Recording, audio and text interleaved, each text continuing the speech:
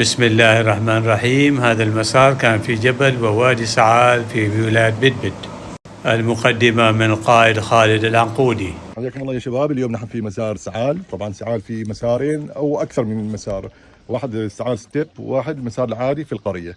طبعا راح نستهلك 5 كيلو تقريبا، وراح تقريبا خلينا نقول ساعه وربع، ساعه ونص تقريبا كذا.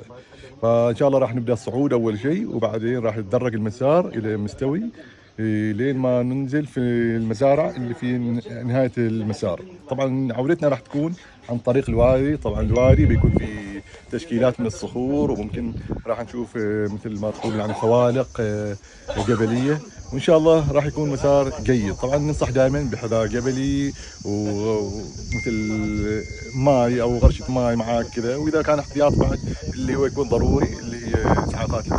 شكرا. جبل النحاس ما جيت معنا؟ ايوه لا ما رحت. ما بداية المسار. بسم الله الرحمن الرحيم. توكلنا على الله.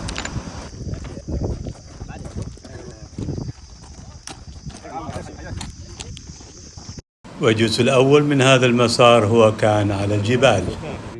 وادي سعال ليس مجرد منتزه، إنه متحف مفتوح صنعته الطبيعة. طبعا تحت قيادة الكابتن خالد العنقودي.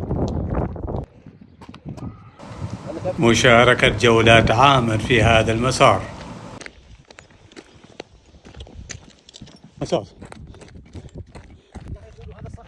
وهنا الصخور تتحدث بألوانها المختلفة. وعماننا الحبيبة دوم فيها الخير. والصخور. وصلنا إلى قمة هذا الجبل، فمكان مناسب لمشاهدة المناظر. بعد الاستراحة بدأنا بالنزول من الجبل. مناظر خلابة لقرية السعال، وهذه هي قرية سعال. إطلالات بانورامية. بمجرد الوصول إلى سطح الجبل سترى مناظر خلابة للجبال والقرية. منظر الوادي. وهذا هو الجزء الثاني لهذا المسار، وكان على الوادي. إن شاء الله سيكون على هذا الوادي.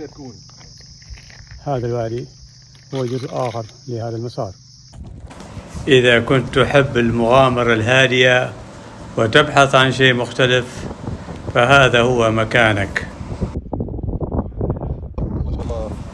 طبيعة متجددة. يختلف المسار الوادي مع كل موسم الأمطار. مناظر خلابة لجمال الجبال.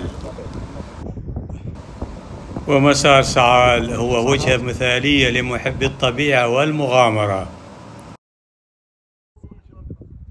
وتنوع البيئي والجيولوجي يعد متحفا جيولوجيا مفتوحا.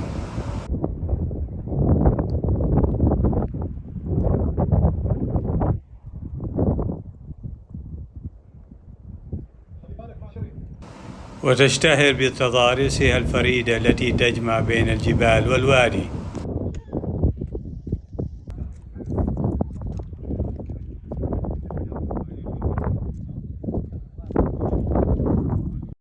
مناظر مذهلة للصخور والحجارة، وتشاهد أشكالها وألوان مختلفة. شكلها في الوادي. تمشي بين الصخور وتشوف الألوان اللي ما تتكرر.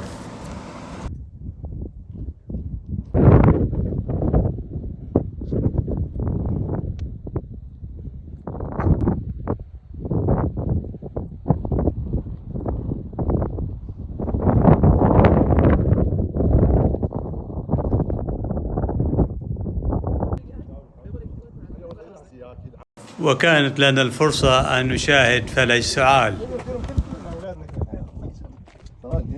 كابتن تعرف اسم الفلج؟ أنا أقول فلج سعال، يعني أنا ما أعرف بالضبط هل هو سعال ولا الاثنين.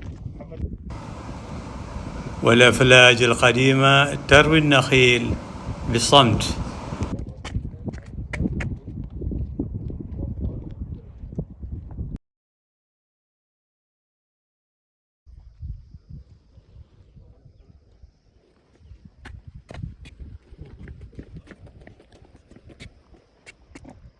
فلنسمع انطباع أحد المشاركين في هذا المسار. بسم الله الرحمن الرحيم. تشرفنا وكان معنا المشاركين، فما هو انطباعكم عن هذا المسار؟ محمد. والله المسار يعني طيب بصراحة، ومسار يعني حلو، يعني ما في شيء صعوبة، يعني مسار زين يعني هل استمتعت بالطبيعة؟ استمتعنا بالطبيعة بصراحة، يعني في أشياء حلوة يعني كانت. في عندك هناك الحصى ما شاء الله دائما، يعني الناس يجوا دائما يصوروا فوق هذاك الحصى هناك موجود، ومكان زين جميل بصراحة. شكرا جزيلا. عفوا أحسنت. الحمد لله رب العالمين، وصلنا إلى نهاية هذا المسار، وشكرا جزيلا. وهذا منظر الجوي لهذا المسار.